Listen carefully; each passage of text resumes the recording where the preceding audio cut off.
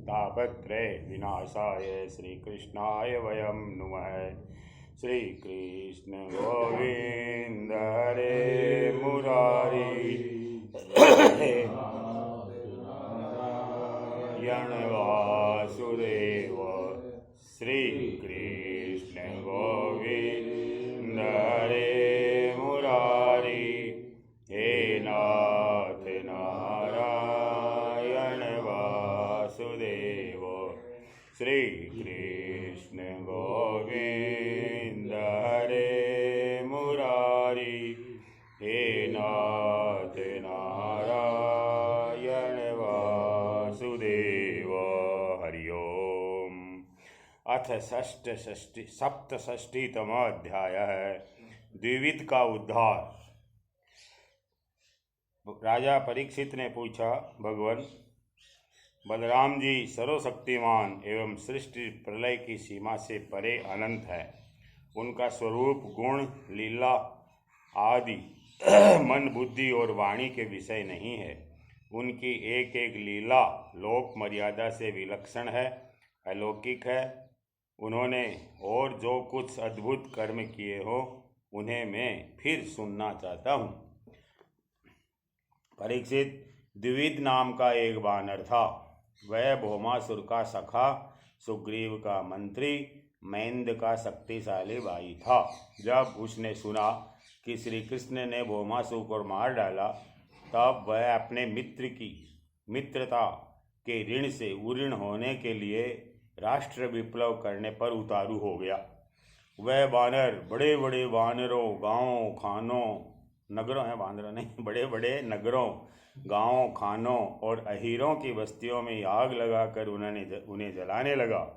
कभी वह बड़े बड़े पहाड़ों को उखाड़कर उनसे प्रांत के प्रांत चकनाचूर कर देता था, और विशेष करके ऐसा काम वह अनर्थ काठियावाड़ देश में करता था क्योंकि उसके मित्र को मारने वाले भगवान श्री कृष्ण उसी देश में निवास करते थे। द्विविद नगर में 10,000 हाथियों का बल, द्विज वानर में 10,000 हाथियों का बल था। कभी कभी वह दुष्ट समुद्र में खड़ा हो जाता और हाथों से इतना जल उछालता कि समुद्र तट के देश डूब जाते। वह दुष्ट बड़े बड़े ऋषि मुनियों के आश्रमों की सुंदर सुंदर लता वनस्पतियों को तोड़ मरोड़ कर चौपट कर देता और उनके यज्ञ संबंधी अग्नि कुंडों में मलमूत्र डालकर अग्नियों को दूषित कर देता। जैसे भृंगी नाम का कीड़ा दूसरे कीड़े को ले जाकर अपने बिल में बंद कर देता है, वैसे ही वह मदोन्मत्त वानर स्त्रियों और पुरुषों को ले जाकर पहाड़ों की घाटियों और गुफाओं में डाल देता। फिर बाहर से बड़ी बड़ी चट्टानें रखकर उनका मुंह बंद कर देता। इस प्रकार वह देशवासियों का तो तिरस्कार करता ही कुलीन स्त्रियों को भी दूषित कर देता था। एक दिन वह दुष्ट सुललित संगीत सुनकर रेवतक पर्वत पर गया। वहां उसने देखा कि यदुवंश शिरोमणि बलराम जी सुंदर सुंदर युवतियों के झुंड में विराजमान है।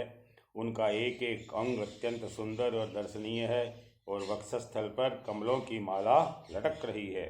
वे मधुपान करके मधुर संगीत गा रहे थे और उनके नेत्र आनंद उन्माद से विब्बल हो रहे थे।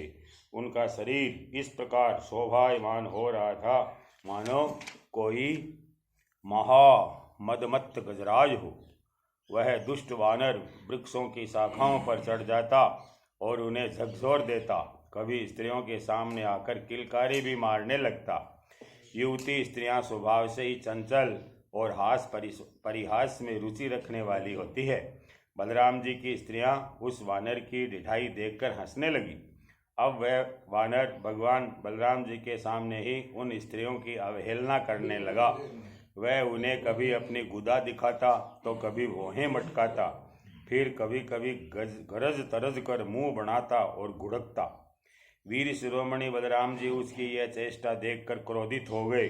उन्होंने उस पर पत्थर का एक टुकड़ा फेंका, परंतु द्विविद ने उससे अपने को बचा लिया और झपट कर मधु कलश उठा लिया तथा बलराम जी की अवहेलना करने लगा।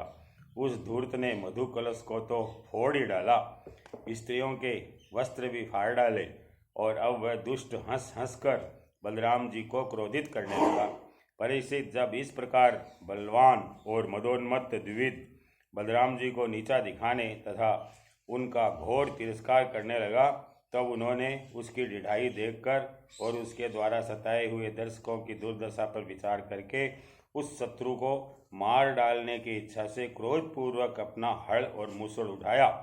द्विविद भी बड़ा बलवान था। उसने अपने एक ही हाथ से साल का पेड़ उखाड़ लिया और बड़े वेग से दौड़कर बलराम जी के सिर पर उसे दे मारा। भगवान बलराम पर्वत की तरह अविचल खड़े रहे। उन्होंने अपने हाथ से उस वृक्ष को सिर पर गिरते गिरते पकड़ लिया और अपने सुनंद नामक मूसल से उस पर प्रहार किया। मूसल लगने से द्विविद का मस्तक फट गया और उससे खून की धारा बहने लगी।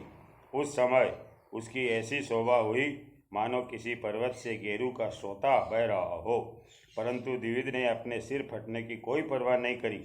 उसने कुपित होकर एक दूसरा वृक्ष उखाड़ा, उसे झाड़ झूड़ कर बिना पत्ते का कर दिया और फिर उससे बलराम जी पर बड़े जोर का प्रहार किया।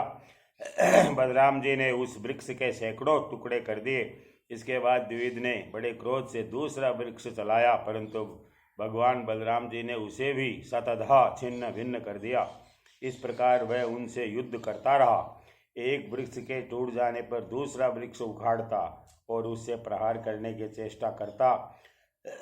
इस तरह सब ओर से वृक्ष उखाड़ कर लड़ते लड़ते उसने सारे वन को ही वृक्षहीन कर दिया। वृक्ष न रहे तब द्विविद का क्रोध और भी बढ़ गया तथा वह बहुत चिढ़कर बलराम जी के ऊपर बड़ी बड़ी चट्टानों की वर्षा करने लगा। परंतु भगवान बलराम जी ने अपने मूसल से उन सभी चट्टानों को खेल खेल में ही चकनाचूर कर दिया। अंत में कपिराज द्विविद अपनी ताड़ के समान लंबी बाहों से घूसा बांधकर बलराम जी की ओर झपटा और पास जाकर उसने उनकी छाती पर प्रहार किया। अब यदुवंश शिरोमणि बलराम जी ने हल और मूसल अलग रख दिए तथा क्रुद्ध होकर दोनों हाथों से उसके जत्रुस्थान मतलब हंसली पर प्रहार किया। इससे वह वानर खून उगलता हुआ धरती पर गिर पड़ा। परीक्षित, आंधी आने पर जैसे जल में डोंगी डगमगाने लगती है, वैसे ही उसके गिरने से बड़े बड़े वृक्षों और चोटियों के साथ सारा पर्वत हिल गया।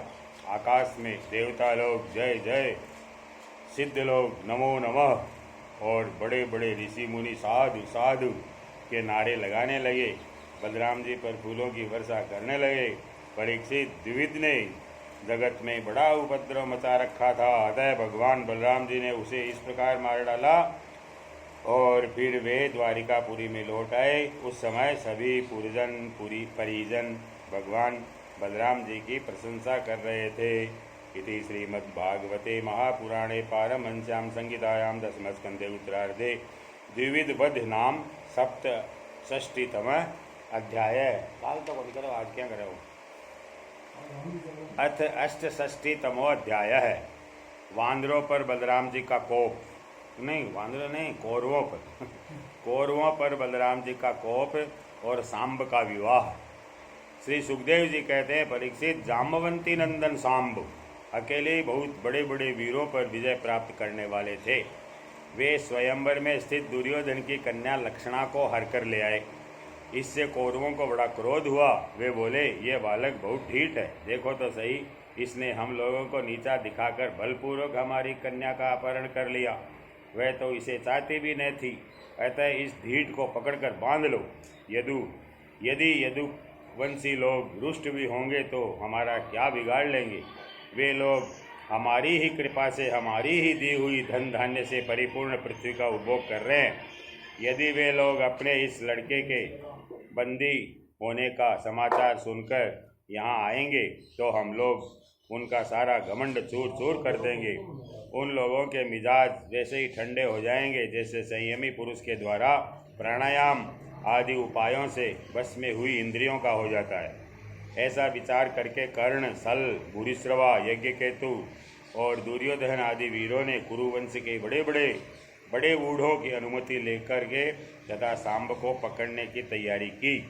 जब महारथी सांब ने देखा कि धृतराष्ट्र के पुत्र मेरा पीछा कर रहे हैं, तब वे एक सुंदर धनुष चढ़ाकर सिंह के समान अकेले ही रणभूमि में डट गए।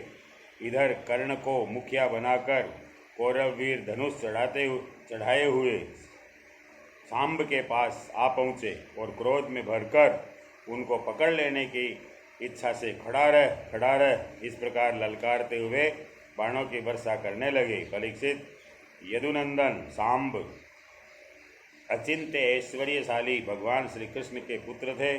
कौरवों के प्रहार से वे उन पर चिढ़ गए, जैसे सिंह तुच्छ हिरणों पर पराक्रम देखकर चिढ़ जाता है, हिरणों का पराक्रम देखकर चिढ़ जाता है।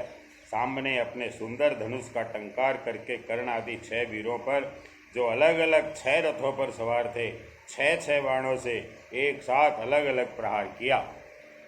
उनमें से 4 बाण उनके 4 घोड़ों पर, एक उनके साथियों पर और एक उन महान धनुषधारी रथी वीरों पर पड़ा। सांब के इस अद्भुत हस्तलाघव को देखकर विपक्षी वीर भी मुक्त कंठ से उनकी प्रशंसा करने लगे। इसके बाद उन 6 वीरों ने एक साथ मिलकर सांब को रथहीन कर दिया। 4 वीरों ने एक बाण से उनके 4 घोड़ों को मारा, एक ने सारथी को और एक ने सांब का धनुष काट डाला। इस प्रकार कौरवों ने युद्ध में बड़ी कठिनाई और कष्ट से सांब को रथहीन करके बांध लिया। इसके बाद वे उन्हें तथा अपनी कन्या लक्षणा को लेकर जय मनाते हुए हस्तिनापुर लौट आए। परीक्षित, नारद जी से यह समाचार सुनकर यदुवंशियों को बड़ा क्रोध आया। वे महाराज उग्रसेन की आज्ञा से कौरवों पर चढ़ाई करने की तैयारी करने लगे। बलराम जी कलह प्रधान कलयुग के सारे पाप ताप को मिटाने वाले हैं। उन्होंने कुरुवंशियों और यदुवंशियों के लड़ाई झगड़े को ठीक नहीं समझा।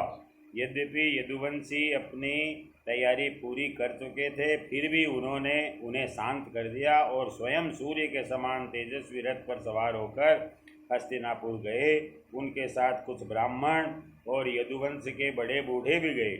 उनके बीच में बलराम जी की ऐसी शोभा हो रही थी मानो चंद्रमा ग्रहों से घिरे हुए हो। हस्तिनापुर पहुंचकर बलराम जी नगर के बाहर एक उपवन में ठहर गए और कौरव लोग क्या करना चाहते हैं इस बात का पता लगाने के लिए उन्होंने उद्धव जी को धृतराष्ट्र के पास भेजा। उद्धव जी ने कौरवों की सभा में जाकर धृतराष्ट्र, भीष्म पितामह, द्रोणाचार्य, वाल्मीकि और दुर्योधन को विधिपूर्वक अभ्यर्थना वंदना करी और निवेदन किया कि बलराम जी पधारे हैं। अपने परम हितैषी और प्रियतम बलराम जी का आगमन सुनकर कौरवों की प्रसन्नता की सीमा नहीं रही। वे उद्धव जी का विधिपूर्वक सत्कार करके अपने हाथों में मांगलिक सामग्री लेकर बलराम जी की अगवानी करने के लिए चले कौरव लोग। फिर अपनी अपनी अवस्था और संबंध के अनुसार सब लोग बलराम जी से मिले और उनके सत्कार के लिए उन्हें गौ अर्पण की एवं अर्घ्य प्रदान किया। उनमें जो लोग भगवान बलराम जी का प्रभाव जानते थे उन्होंने सिर झुकाकर उन्हें प्रणाम किया। तदनंतर उन लोगों ने परस्पर एक दूसरे का कुशल मंगल पूछा। यह सुनकर कि सब भाई बंधु सकुशल है, बलराम जी ने बड़ी धीरता और गंभीरता के साथ ये बात कही कि सर्वसमर्थ राजाधिराज महाराज उग्रसेन ने तुम लोगों को एक आज्ञा दी है, उसे तुम लोग एकाग्रता से और सावधानी के साथ सुनो और अविलंब उसका पालन करो। उग्रसेन जी ने कहा है कि हम जानते हैं कि तुम लोगों ने कईयों ने मिलकर अधर्म से अकेले धर्मात्मा सांब को हरा दिया और बंदी कर लिया है। यह सब हम इसलिए सह लेते हैं कि संबंधियों में परस्पर फूट नहीं पड़े, एकता बढ़ी रहे। अतः अब झगड़ा मत बढ़ाओ, सांब को उसकी नववधू के साथ हमारे पास भेज दो, ऐसी उग्रसेन जी की आज्ञा है। आप क्या कहना चाहते हो, बोलो। तो परीक्षित कह रहे हैं तो वो सुखदेव जी कह रहे हैं परीक्षित को कि परीक्षित, बलराम जी की वाणी वीरता, शूरता, बल, पौरुष के उत्कर्ष से परिपूर्ण, उनकी शक्ति के अनुरूप थी। ये बात सुनकर कुरुवंशी क्रोध से तिलमिला उठे। वे कहने लगे, अहो, ये तो बड़े आश्चर्य की बात है। सचमुच काल की चाल को कोई टाल नहीं सकता। तभी तो आज पैरों की जूती उस सिर पर चढ़ना चाहती है जो श्रेष्ठ मुकुट से शोभित है। इन यदुवंशियों के साथ किसी प्रकार हम लोगों ने विवाह संबंध कर लिया। ये हमारे साथ सोने बैठने और एक पंक्ति में खाने लगे। हम लोगों ने इन्हें राज सिंहासन देकर राजा बनाया और अपने बराबर बना लिया है। ये यदुवंशी चंवर, पंखा, शंख, श्वेत छत्र, मुकुट, राज सिंहासन और राजा के लिए उचित सैया का उपभोग इसलिए कर रहे हैं कि हमने जानबूझकर इस विषय में उपेक्षा कर रखी है। बस अब हो चुका। यदुवंशियों के पास अब राजचिन्ह रहने की आवश्यकता नहीं है। उन्हें उनसे छीन लेना चाहिए। जैसे सांप को दूध पिलाने वाले के लिए ही घातक है, वैसे ही हमारे दिए हुए राजचिन्हों को लेकर वे यदुवंशी हमसे ही विपरीत हो रहे हैं। देखो तो भला, हमारी ही कृपा प्रसाद से उनकी बढ़ती हुई और अब ये निर्लज्ज होकर हम ही पर हुक्म चलाते आए हैं। शोक है जैसे सिंह का ग्रास कभी भेड़ा नहीं छीन सकता, वैसे ही यदि भीष्म, द्रोण, अर्जुन आदि कौरव वीर जानबूझकर न दे दे तो स्वयं देवराज इंद्र भी किसी वस्तु का उपभोग कैसे कर सकते हैं। तो सुखदेव जी कहते हैं, परीक्षित, कुरुवंशी अपनी कुलीनता, बांधवों, परिवार वालों, भीष्मादि के बल और धन संपत्ति के घमंड में चूर हो रहे थे। उन्होंने साधारण शिष्टाचार की भी परवाह नहीं की और वे भगवान बलराम जी को इस प्रकार दुर्वचन कहकर हस्तिनापुर लौट गए। बलराम जी ने कौरवों की दुष्टता, अशिष्टता देखी और उनके दुर्वचन भी सुने। अब उनका चेहरा क्रोध से तलमला उठा। उस समय उनकी ओर देखा तक नहीं जाता था। वे बार बार जोर जोर से हंसकर कहने लगे, सच है, जिन दुष्टों को अपनी कुलीनता, बल, पौरुष और धन का घमंड हो जाता है, वे शांति नहीं चाहते। उनको दमन करने का, रास्ते पर लाने का उपाय समझाना बुझाना नहीं, बल्कि दंड देना है। ठीक वैसे ही जैसे पशुओं को ठीक करने के लिए डंडे का प्रयोग आवश्यक होता है। भला देखो तो सही, सारे यदुवंशी और श्री कृष्ण भी क्रोध से भरकर लड़ाई के लिए तैयार हो रहे थे। मैं उन्हें शनै समझा बुझाकर इन लोगों को शांत करने के लिए, सुलह करने के लिए यहाँ आया। फिर भी ये मूर्ख ऐसी दुष्टता कर रहे हैं। इन्हें शांति प्यारी नहीं, कलह प्यारी है। ये तीनों घमंडी हो रहे हैं कि बार बार मेरा तिरस्कार करके गालियाँ बक रहे हैं। ठीक है भाई, ठीक है। पृथ्वी के राजाओं की तो बात ही क्या, त्रिलोकी के स्वामी इंद्र आदि लोकपाल जिनकी आज्ञा का पालन करते हैं, वे उग्रसेन राजाधिराज नहीं, वे तो केवल भोज, वृष्णि और अंधकवंशी यादवों के ही स्वामी हैं। क्यों? जो सुधर्मा सभा, देवताओं की सभा को, अच्छे सभ्य जनों की सभा को सुधर्मा सभा कहते हैं।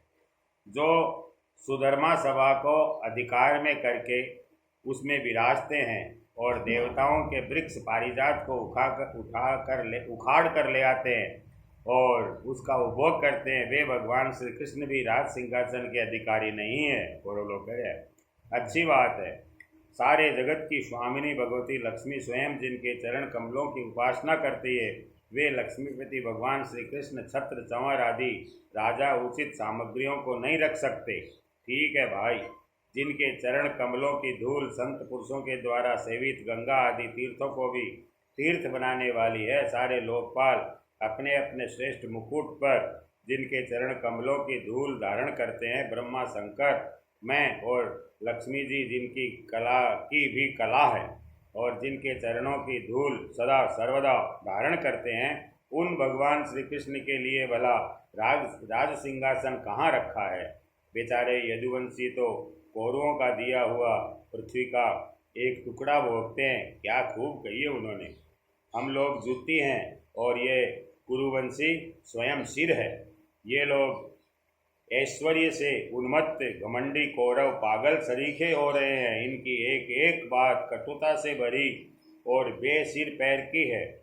मेरे जैसा पुरुष जो इनका शासन कर सकता है, उन्हें दंड देकर इनके होश ठिकाने लगा सकता है, भला इनकी बातों को कैसे सहन कर सकता है। आज मैं सारी पृथ्वी को कौरवहीन कर डालूंगा। इस प्रकार कहते कहते बलराम जी क्रोध से ऐसे भर गए मानो त्रिलोकी को भस्म कर देंगे। वे अपना हल लेकर खड़े हो गए। उन्होंने उसकी नोक से बार बार चोट करके हस्तिनापुर को उखाड़ लिया और उसे डुबोने के लिए बड़े क्रोध से गंगा जी की ओर खींचने लगे। हल से खींचे जाने पर हस्तिनापुर इस प्रकार कांपने लगा मानो जल में कोई नाव डगमगा रही हो। जब कौरवों ने देखा कि हमारा नगर तो गंगा जी में गिर रहा है, तब वे घबरा उठे। फिर उन लोगों ने लक्ष्मी जी के साथ सांब को, नहीं लक्ष्मी नहीं है साहब, लक्षणा, फिर उन लोगों ने लक्षणा के साथ सांब को आगे किया और अपने प्राणों की रक्षा के लिए कुटुंब के साथ हाथ जोड़कर सर्वशक्तिमान उन्हीं भगवान बलराम जी की शरण में गए। वे कहने लगे कि लोकाभिराम बलराम जी, आप सारे जगत के आधार शेष जी हैं। हम आपका स्वभाव नहीं जानते प्रभो। हम लोग मूढ़ हो रहे हैं, हमारी बुद्धि बिगड़ गई है, इसलिए आप हम लोगों का अपराध क्षमा कर दीजिए। आप जगत की स्थिति, उत्पत्ति और प्रलय के एकमात्र कारण है और स्वयं निराधार स्थित है। सर्वशक्तिमान प्रभो, बड़े बड़े ऋषि मुनि कहते हैं कि आप खिलाड़ी हैं और ये सब के सब लोग आपके खिलौने हैं। अनंत आपके सहस्र सहस्र सिर है और आप खेल खेल में ही इस भूमंडल को अपने सिर पर रखे रहते हैं। जब प्रलय का समय आता है तब आप सारे जगत को अपने भीतर लीन कर लेते हैं और केवल आप ही बचे रहकर अद्वितीय रूप से शयन करते हैं। भगवान, आप जगत की स्थिति और पालन के लिए विशुद्ध सत्वमय शरीर धारण किए हुए हैं। आपका यह क्रोध, द्वेष या मत्सर के कारण नहीं है। यह तो समस्त प्राणियों को शिक्षा देने के लिए है कि शांति से रहना चाहिए। समस्त शक्तियों को धारण करने वाले सर्व प्राणी स्वरूप अविनाशी भगवान, आपको हम नमस्कार करते हैं। समस्त विश्व के रचयिता देव, हम आपको बार बार नमस्कार करते हैं। हम आपकी शरण में है, आप कृपा करके हमारी रक्षा कीजिए। इसी का श्लोक सुनो।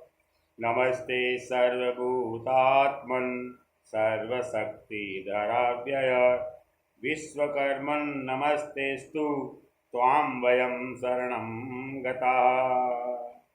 श्री सुखदेव जी कहते हैं कि परीक्षित, कौरवों का नगर डगमगा रहा था और वे अत्यंत घबराहट में पड़े हुए थे। जब सब के सब कुरुवंशी इस प्रकार भगवान बलराम जी की शरण में आए और उनकी स्तुति प्रार्थना की, तब वे प्रसन्न हो गए और डरो मत ऐसा कहकर अभय दान दिया।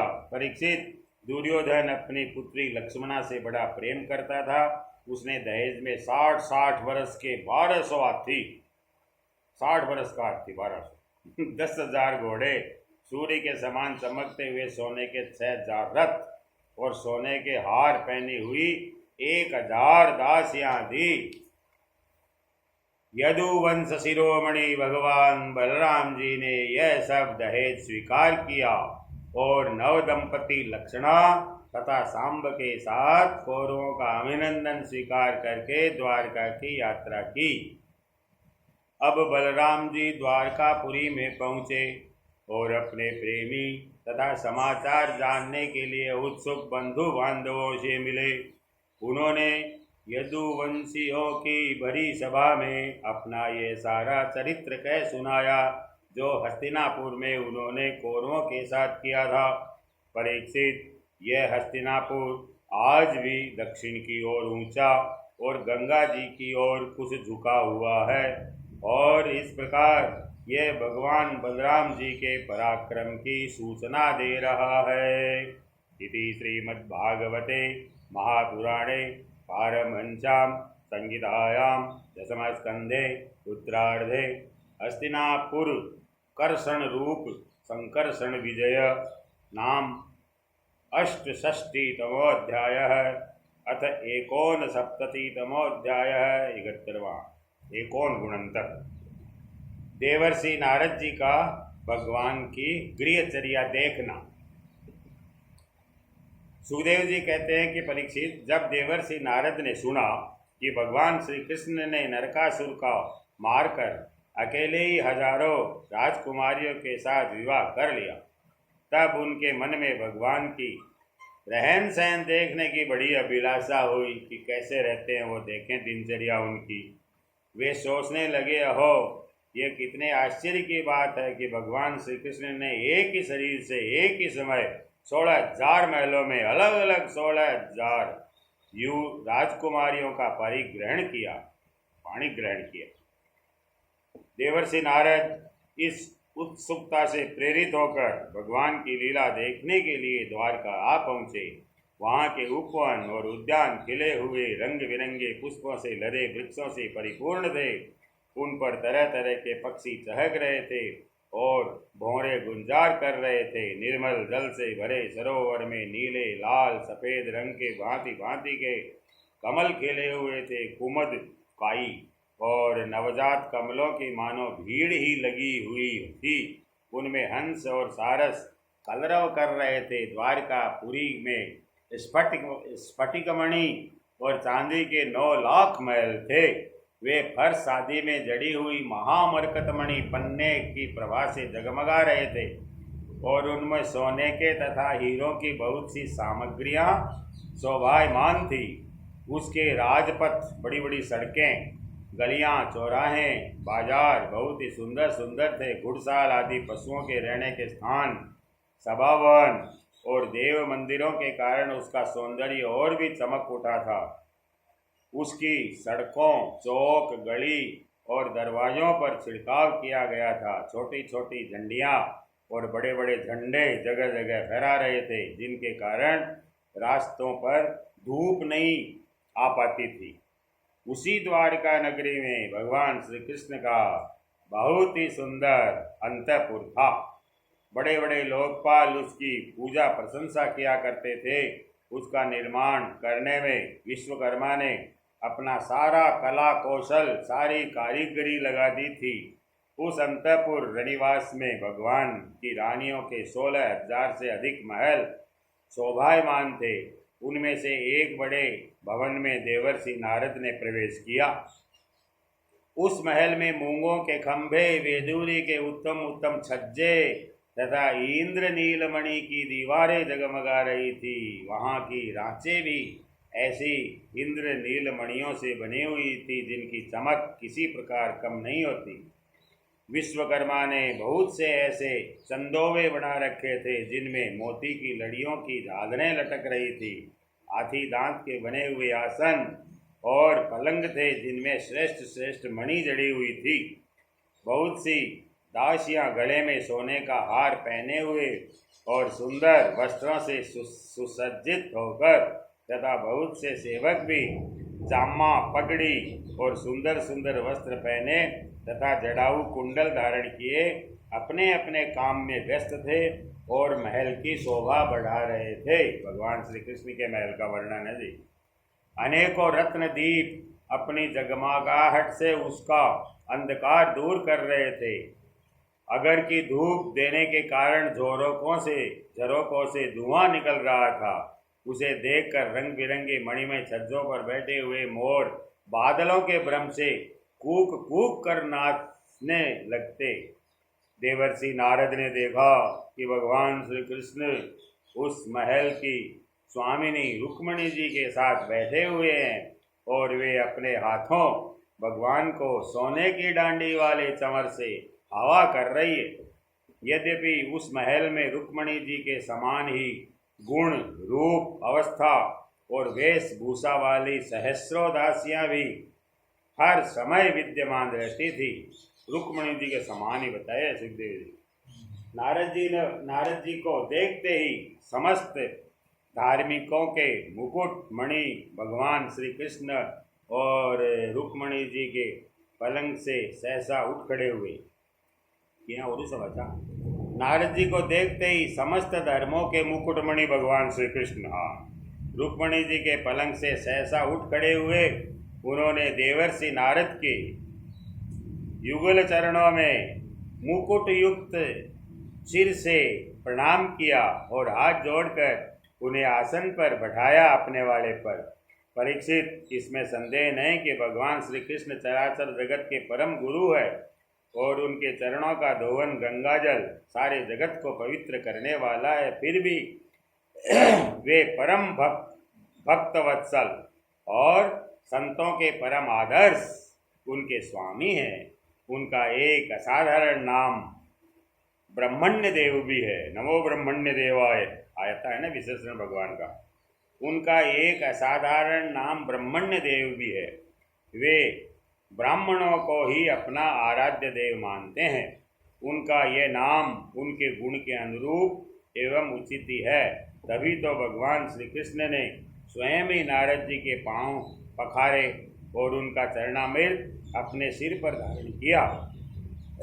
नर शिरोमणि नरेश, परीक्षित, नर शिरोमणि नरेश सखा सर्वदर्शी पुराण पुरुष भगवान नारायण ने कृष्ण का विशेषण है। नर शिरोमणि, नर के सखा, सर्वदर्शी, पुराण पुरुष भगवान है नारायण ने शास्त्रोक्त विधि से देवर्षि शिरोमणि भगवान नारद की पूजा करी। इसके बाद अमृत से भी मीठे किंतु थोड़े शब्दों से उनका स्वागत सत्कार किया और फिर कहा, प्रभो आप तो स्वयं समग्र ज्ञान वैराग्य धर्म यश श्री ऐश्वर्य से पूर्ण है, आपकी हम क्या सेवा करें। देवर्षि नारद ने कहा, भगवान आप समस्त लोगों के एकमात्र स्वामी है। आपके लिए ये कोई नई बात नहीं है कि आप अपने भक्तजनों से प्रेम करते हैं और दुष्टों को दंड देते हैं। परम यशस्वी प्रभो, आपने जगत की स्थिति और रक्षा के द्वारा समस्त जीवों को कल्याण करने के लिए स्वेच्छा से अवतार ग्रहण किया है। भगवान, ये बात हम भली भांति ही जानते हैं। यह बड़े सौभाग्य की बात है कि आज मुझे आपके चरण कमलों के दर्शन हुए हैं। आपके चरण कमल संपूर्ण जनता को परम साम्य मोक्ष देने में समर्थ है। जिनके ज्ञान की कोई सीमा ही नहीं है, वे ब्रह्मा शंकर आदि सदा सर्वदा अपने हृदय में उनका चिंतन करते रहते हैं। वास्तव में वे श्री चरण ही संसार रूप कुएं में गिरे हुए लोगों को बाहर निकालने के लिए अवलंबन है। आप ऐसी कृपा कीजिए कि आपके उन चरण कमलों की स्तुति सर्वदा स्मृति सदा बनी रहे और मैं चाहे जहाँ जैसे रहूं उनके ध्यान में तन्मय रहूं। परीक्षित, इसके बाद देवर्षि नारद जी योगेश्वरों के भी ईश्वर भगवान श्री कृष्ण की योग माया का रहस्य जानने के लिए उनकी दूसरी पत्नी के महल में गए। वहाँ उन्होंने देखा कि भगवान श्री कृष्ण अपनी प्राणप्रिया और उद्धव जी के साथ चौसर खेल रहे हैं। वहाँ भी भगवान ने खड़े होकर उनका स्वागत किया, आसन पर बैठाया और विविध सामग्रियों द्वारा बड़ी भक्ति से उनकी पूजा अर्चना करी। इसके बाद भगवान ने नारद जी से अनजान की तरह पूछा, आप यहाँ कब पधारे? आप तो परिपूर्ण आत्माराम आप्त काम है और हम लोग हैं अपूर्ण। ऐसी अवस्था में भला हम आपकी क्या सेवा कर सकते हैं? फिर भी ब्रह्म स्वरूप नारद जी, आप कुछ न कुछ आज्ञा अवश्य कीजिए, क्योंकि हमें सेवा का अवसर देकर हमारा जन्म सफल कीजिए। नारद जी यह सब देख सुनकर चकित और विस्मित हो रहे थे।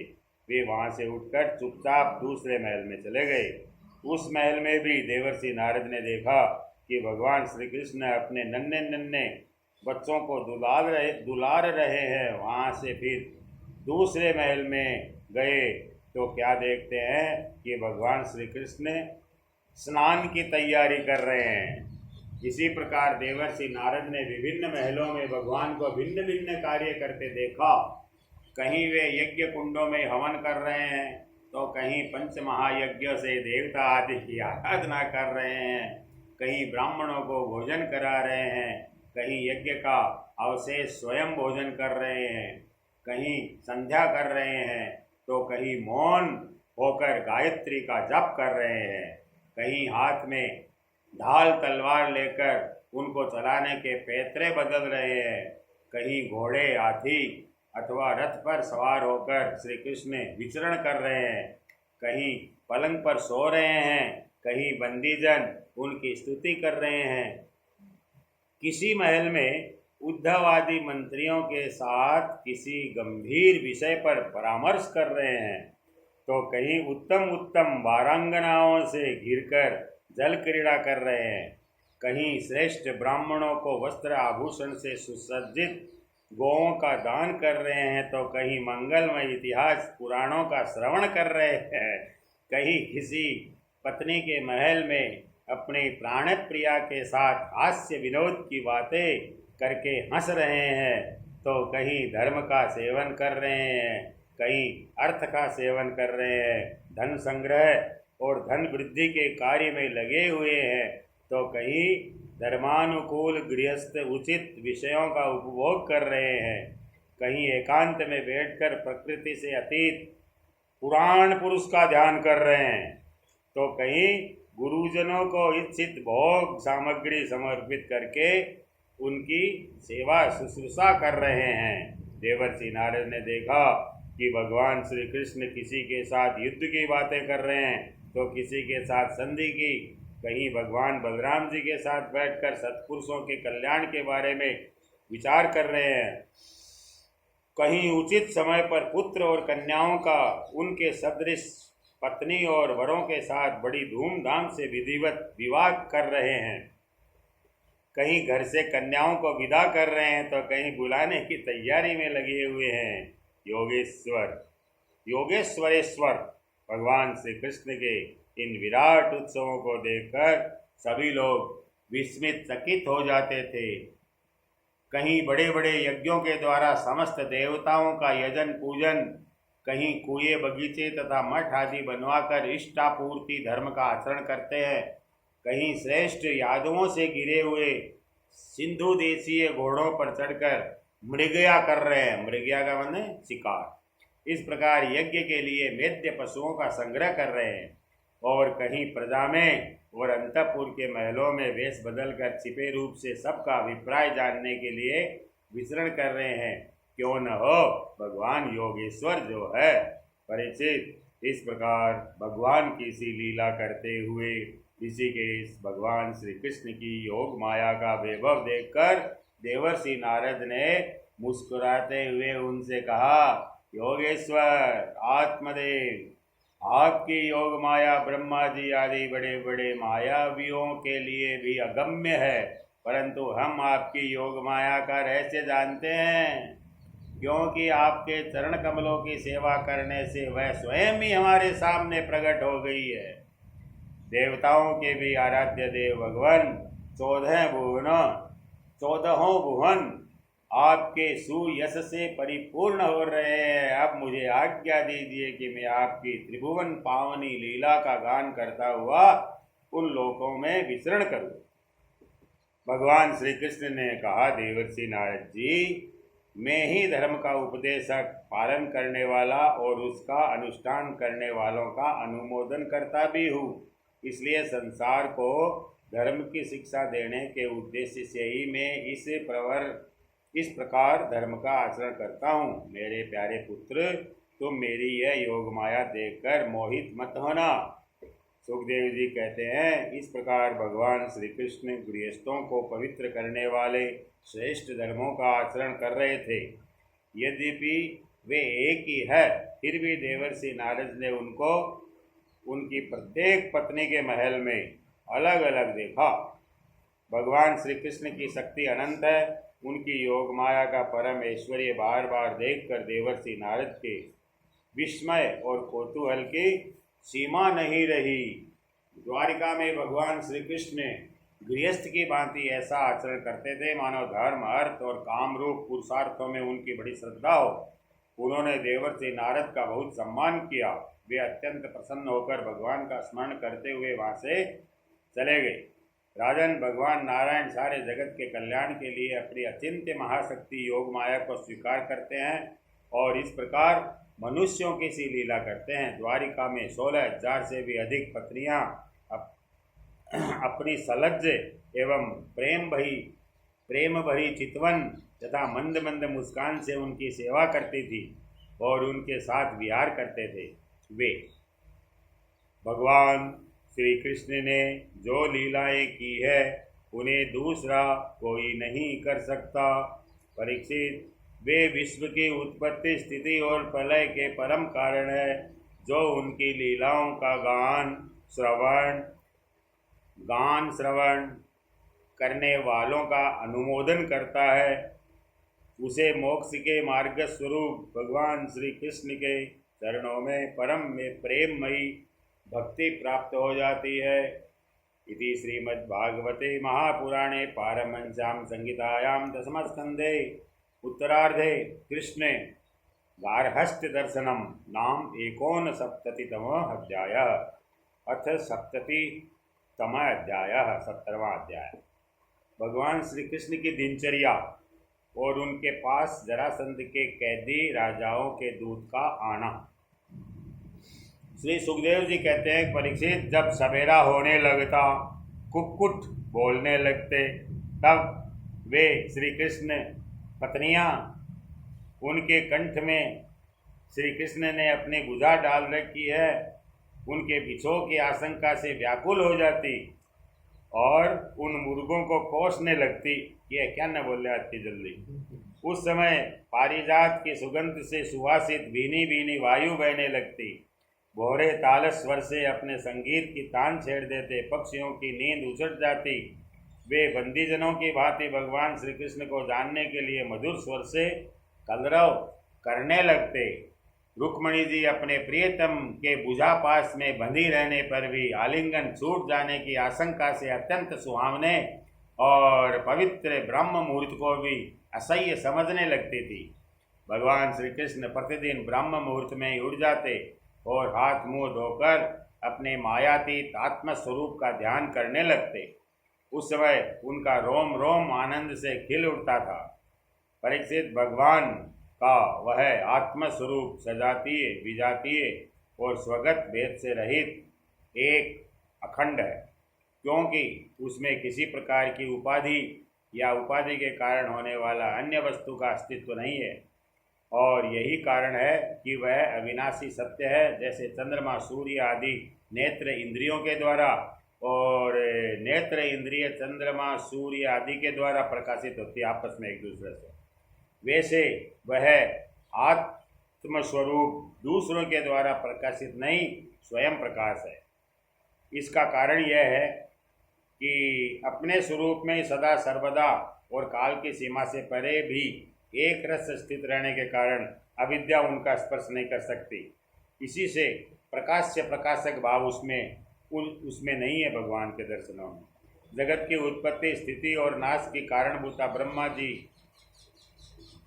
जगत की उत्पत्ति, स्थिति और नाश की कारणभूता ब्रह्म शक्ति, विष्णु शक्ति और रुद्र शक्तियों के द्वारा केवल इस बात का अनुमान हो सकता है कि वह स्वरूप एक रस, सत्तारूप और आनंद स्वरूप है। उसी को समझने के लिए ब्रह्म नाम से कहा जाता है। भगवान श्री कृष्ण अपने उसी आत्म स्वरूप का प्रतिपादन करते मतलब ध्यानमग्न हो जाता, बैठता ही एक बार अपने आत्म से। इसके बाद वे विधि पूर्वक निर्मल और पवित्र जल में स्नान करते, फिर शुद्ध धोती पहनकर, दुपट्टा ओढ़कर यथाविधि नित्य कर्म संध्या वंदन आदि करते। इसके बाद हवन करते और मौन होकर गायत्री का जप करते। क्यों न हो, वे सत्पुरुषों के आदर्श पात्र जो है। इसके बाद सूर्योदय होने के समय सूर्योपस्थान करते और अपने कला स्वरूप देवता ऋषि पितरों का तर्पण करते। फिर कुल के बड़े बूढ़ों और ब्राह्मणों की विधि पूर्वक पूजा करते। इसके बाद परम मनस्वी श्री कृष्ण दुधारू पहले पहल ब्याही हुई बछड़ों वाली सीधी शांत गौओं का दान करते। उस समय उन्हें सुंदर वस्त्र और मोतियों की माला पहना दी जाती। सींग में सोना और खुरों में चांदी मढ़ दी जाती गौओं के। वे ब्राह्मणों को वस्त्र आभूषणों से सुसज्जित करके रेशमी वस्त्र, मृगचर्म और तिल के साथ प्रतिदिन 13,084 गायें। एक तौर से देते,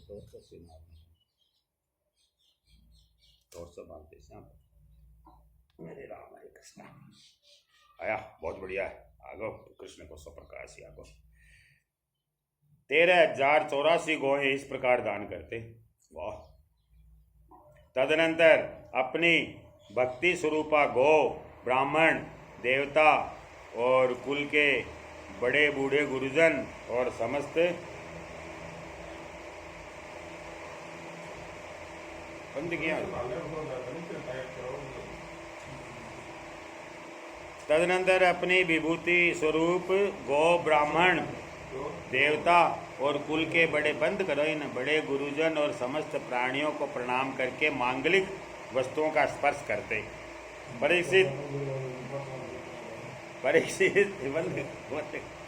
परीक्षित भगवान के शरीर का सहज सौंदर्य ही मनुष्य लोक का अलंकार है। यद्यपि भगवान के शरीर का सहज सौंदर्य ही मनुष्य लोक का अलंकार है, फिर भी वे अपने पीताम्बर आदि दिव्य वस्त्र, कौस्तुभ, मणि, आभूषण और पुष्पों के हार और चंदन आदि दिव्य अंगराग से अपने को आभूषण विभूषित करते, सजाता अपने आप। इसके बाद घी और दर्पण में अपना मुखारविंद देखते। घी में देख कर मुंडो रोजिना। गाय, बैल, ब्राह्मण और देव प्रतिमाओं का दर्शन करते रोज। फिर पूर्वासी और अंतःपुर में रहने वाले चारों वर्णों के लोगों की अभिलाषाएं पूर्ण करते और फिर अपनी अन्य प्रजा की कामना पूर्ति करके उसे संतुष्ट करते और इन सबको प्रसन्न देखकर स्वयं भी आनंदित होते। वे पुष्पमाला, तांबूल, चंदन, अंगराग आदि वस्तुएं पहले ब्राह्मण, स्वजन संबंधी, मंत्री, रानियों को बांट देते और उनमें से बची हुई स्वयं अपने काम में लेते। भगवान यह सब करते होते तब तक दारुक नाम का सारथी सुग्रीव आदि घोड़ों से जुता हुआ अत्यंत अद्भुत रथ लेकर आ जाता और प्रणाम करके भगवान के सामने खड़ा हो जाता। इसके बाद भगवान श्री कृष्ण सात्यकी और उद्धव के साथ अपने हाथ से सारथी का हाथ पकड़कर रथ पर सवार होते। ठीक वैसे ही जैसे भुवन भास्कर भगवान सूर्य उदयाचल पर आरूढ़ होते हैं। उस समय रनिवास की स्त्रियां लज्जा और प्रेम भरी चितवन से उन्हें निहारने लगती और बड़े कष्ट से उन्हें विदा करती। भगवान मुस्कुराकर उनके चित्त को चुराते हुए महल से निकलते। परीक्षित, तदनंतर भगवान कृष्ण समस्त यदुवंशियों के साथ सुधर्मा नाम की सभा में प्रवेश करते। उस सभा की ऐसी महिमा है कि जो लोग उस सभा में बैठ जाते हैं उन्हें भूख, प्यास, शोक, मौत, जरा, मृत्यु ये 6 उर्मियां नहीं सताती। इस प्रकार भगवान श्री कृष्ण सब रानियों से अलग अलग विदा होकर एक ही रूप में सुधर्मा सभा में प्रवेश करते और वहां जाकर श्रेष्ठ सिंहासन पर विराज हो जाते। उनकी अंग कांति से दिशाएं प्रकाशित होती रहती। उस समय यदुवंशी वीरों के बीच में यदुवंश शिरोमणि भगवान श्री कृष्ण ऐसी शोभा होती जैसे आकाश में तारों से घिरे हुए चंद्रदेव शोभायमान होते हैं। परीक्षित, सभा में विदूषक लोग विभिन्न प्रकार के हास्य विनोद से, नटाचार्य अभिनय से और नर्तकियां कलापूर्ण नृत्यों से अलग अलग अपनी टोलियों के साथ भगवान की सेवा करती। उस समय मृदंग, वीणा, पखावज, बांसुरी, झांझ और शंख बजने लगते। सूत, मागध तथा बंदीजन नाचते गाते और भगवान की स्तुति करते। कोई कोई व्याख्या कुशल ब्राह्मण वहां बैठकर वेद मंत्रों की व्याख्या करते और कोई पूर्वकालीन पवित्र कीर्ति नरपतियों के चरित्र कह कहकर सुनाते। एक दिन की बात है, द्वारिकापुरी में राजसभा के द्वार पर एक नया मनुष्य आया। द्वारपालों ने भगवान को उसके आने की सूचना देकर उसे सभा भवन में उपस्थित किया। उस मनुष्य ने परमेश्वर भगवान श्री कृष्ण को हाथ जोड़कर नमस्कार किया और उन राजाओं का जिन्होंने जरासंध के दिग्विजय के समय उसके सामने सिर नहीं झुकाया था और बलपूर्वक कैद कर लिए गए थे, जिनकी संख्या 20,000 थी, जरासंध के बंदी बनने का दुख श्री कृष्ण के सामने निवेदन किया।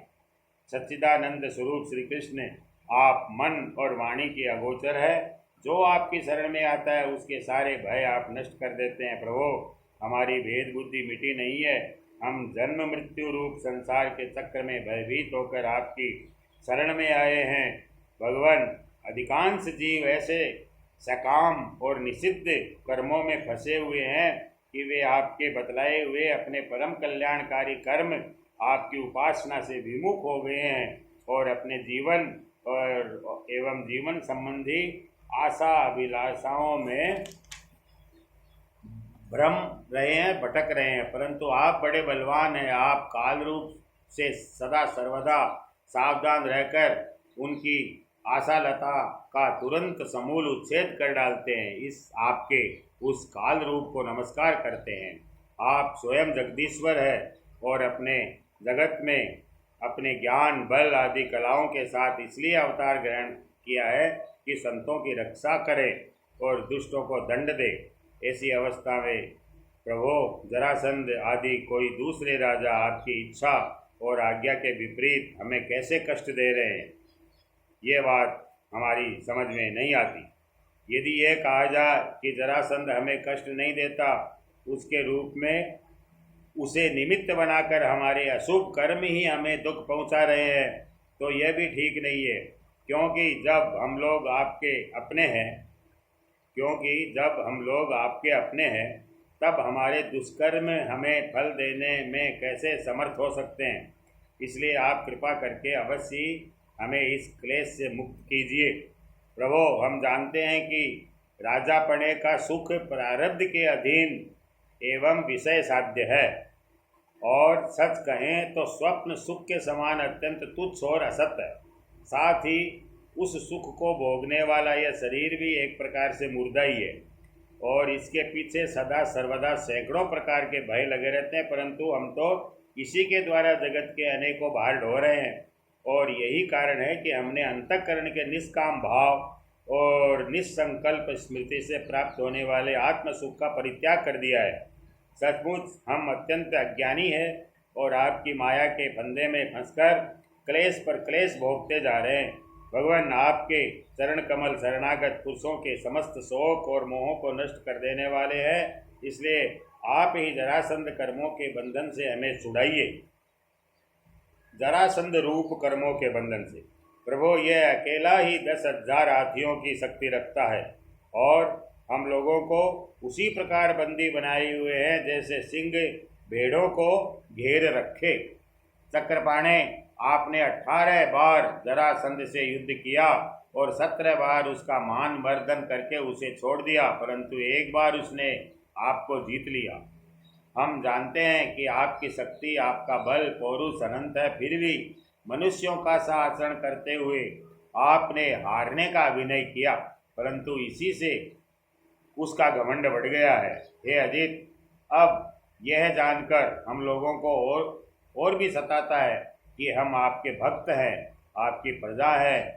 अब आपकी जैसी इच्छा हो वैसा कीजिए। दूत ने कहा, भगवान, जरासंध के बंदी नरपतियों ने इस प्रकार आपसे प्रार्थना की है। वे आपके चरण कमलों की शरण में है और आपका दर्शन चाहते हैं। आप कृपा करके उन दीनों का कल्याण कीजिए। सुखदेव जी कहते हैं, परीक्षित, राजाओं का दूत इस प्रकार कह ही रहा था कि परम तेजस्वी देवर्षि नारद जी वहाँ आ पहुँचे। उनकी सुनहरी जटाएं चमक रही थी। उन्हें देखकर ऐसे मालूम हो रहा था मानो साक्षात भगवान सूर्य देव ही आ गए हो। ब्रह्मा आदि समस्त लोकपालों के एकमात्र स्वामी भगवान श्री कृष्ण उन्हें देखते ही सभासदों और सेवकों के साथ हर्षित होकर उठ खड़े हुए और सिर झुकाकर उनकी वंदना करने लगे। जब देवर्षि नारद आसन स्वीकार करके बैठ गए तब भगवान ने उनकी विधि पूर्वक पूजा की। अपनी श्रद्धा से उनको संतुष्ट करते हुए वे मधुर वाणी से बोले, देवर्षि, इस समय तीनों लोकों में कुशल मंगल तो है न? आप तीनों लोकों में विचरण करते रहते हैं। इससे हमें यह बहुत बड़ा लाभ है कि घर बैठे सबका समाचार मिल जाता है। ईश्वर के द्वारा रचे हुए तीनों लोकों में ऐसी कोई बात नहीं है जिसे आप नहीं जानते हो। अतः हम आपसे यह जानना चाहते हैं कि युधिष्ठिर आदि पांडव इस समय क्या करना चाहते हैं। देवर्षि नारद जी ने कहा कि सर्वव्यापक अनंत आप विश्व के निर्माता है और इतने बड़े मायावी हैं कि बड़े बड़े मायावी ब्रह्मा जी आदि भी आपकी माया का पार नहीं पा सकते। प्रभु, आप सबके घट घट में अपनी अचिंत्य शक्ति से व्याप्त रहते हैं, ठीक वैसे ही जैसे अग्नि लकड़ियों में अपने को छिपाए रखता है। लोगों की दृष्टि सत्व आदि गुणों पर ही अटक जाती है, इससे आपको वे नहीं देख पाते। मैंने एक बार नहीं अनेकों बार आपकी माया देखी है, इसलिए आप यूँ अनजान बनकर पांडवों का समाचार पूछते हैं मेरे से। इससे मुझे कोई कौतूहल नहीं हो रहा है। आप भगवान अपनी माया से ही इस जगत की रचना संहार करते हैं और आपकी माया के कारण ही यह असत होने पर भी सत्य के समान प्रतीत हो रहा है। आप कब क्या करना चाहते हैं यह बात भली भांति कौन समझ सकता है। आपका स्वरूप सर्वथा अचिंतनीय है। मैं तो केवल बार बार आपको नमस्कार करता हूँ। शरीर और इससे संबंध रखने वाली वासनाओं में फंसकर जीव जन्म मृत्यु के चक्कर में भटकता रहता है तथा यह नहीं जानता कि मैं इस शरीर से कैसे मुक्त हो सकता हूँ। वास्तव में उसी के हित के लिए आप नाना प्रकार के लीलावतार ग्रहण करके अपने पवित्र यश का दीपक जला देते हैं, जिसके सहारे वह मनुष्य इस अनर्थकारी शरीर से मुक्त हो सके। इसलिए मैं आपकी शरण में हूँ। प्रभु, आप स्वयं परम ब्रह्म है, तथापि मनुष्यों की सी लीला का नाट्य करते हुए मुझसे पूछ रहे हैं। इसलिए आपके फुफेरे भाई और प्रेमी भक्त राजा युधिष्ठिर क्या करना चाहते हैं ये बात मैं आपको सुनाता हूँ। इसमें संदेह नहीं कि ब्रह्मलोक में किसी को भी भोग प्राप्त हो सकता है। वह राजा युधिष्ठिर को यही प्राप्त है। उन्हें किसी वस्तु की कामना नहीं। इसमें संदेह नहीं कि ब्रह्मलोक में किसी को जो भोग प्राप्त हो सकता है वह राजा युधिष्ठिर को यही प्राप्त है। उन्हें किसी वस्तु की कामना नहीं है, फिर भी वे श्रेष्ठ यज्ञ राजसूय के द्वारा आपकी प्राप्ति के लिए आपकी आराधना करना चाहते हैं। आप कृपा करके उनकी इस अभिलाषा का अनुमोदन कीजिए। भगवान, उस श्रेष्ठ यज्ञ में आपका दर्शन करने के लिए बड़े बड़े देवता और यशस्वी नरपतिगण एकत्र तो होंगे। प्रभु, आप स्वयं सच्चिदानंद घन ब्रह्म है। आपके श्रवण कीर्तन और ध्यान करने मात्र से अंत्यज भी पवित्र हो जाते हैं। फिर जो आपका दर्शन और स्पर्श करते हैं उसके संबंध में तो कहना ही क्या है। त्रिभुवन मंगल, आपकी निर्मल कीर्ति समस्त दिशाओं में छा रही है तथा स्वर्ग, पृथ्वी और पाताल में व्याप्त हो रही है। ठीक वैसे ही जैसे आपकी चरणामृत धारा स्वर्ग में मंदाकिनी, पाताल में भोगवती और मर्त्यलोक में गंगा के नाम से प्रवाहित होकर सारे विश्व को पवित्र कर रही है। गंगा जी का 3 नाम दे दिया। गंगा जी का स्वर्ग में मंदाकिनी, पाताल में भोगवती, मृत्युलोक में गंगा, 3 नाम। सुखदेव जी कहते हैं, परीक्षित, सभा में जितने यदुवंशी बैठे थे वे सब इस बात के लिए अत्यंत उत्सुक हो रहे थे कि पहले जरासंध पर चढ़ाई करके उसे जीत लिया जाए। अतः उन्हें नारद जी की बात पसंद नहीं आई। तब ब्रह्मा आदि के शासक भगवान श्री कृष्ण ने तनिक मुस्कुराकर बड़ी मीठी वाणी में उद्धव जी से कहा, भगवान श्री कृष्ण ने कहा, उद्धव तुम मेरे हितैषी सुहृद हो, शुभ सम्मति देने वाले, कार्य के तत्व को भली भांति समझने वाले हो, इसलिए हम तुम्हें अपना उत्तम नेत्र मानते हैं। हाँ, क्या है तुम्हारी? अब तुम ही बताओ कि इस विषय में हमें क्या करना चाहिए। तुम्हारी बात पर हमारी श्रद्धा है, इसलिए हम तुम्हारी सलाह के अनुसार ही काम करेंगे। जब उद्धव जी ने देखा कि भगवान श्री कृष्ण सर्वज्ञ होने पर भी अनजान की तरह सलाह पूछ रहे हैं, तब वे उनकी आज्ञा शिरोधार्य करके बोले। इति श्रीमद्भागवते महापुराणे पारमहंस्यां संहितायां दशमस्कन्धे उत्तरार्धे भगवत उद्यान विचारे सप्तसप्ततितमोऽध्यायः। श्री कृष्ण गोविंद हरे मुरारी, हे नाथ नारायण वासुदेव। श्री कृष्ण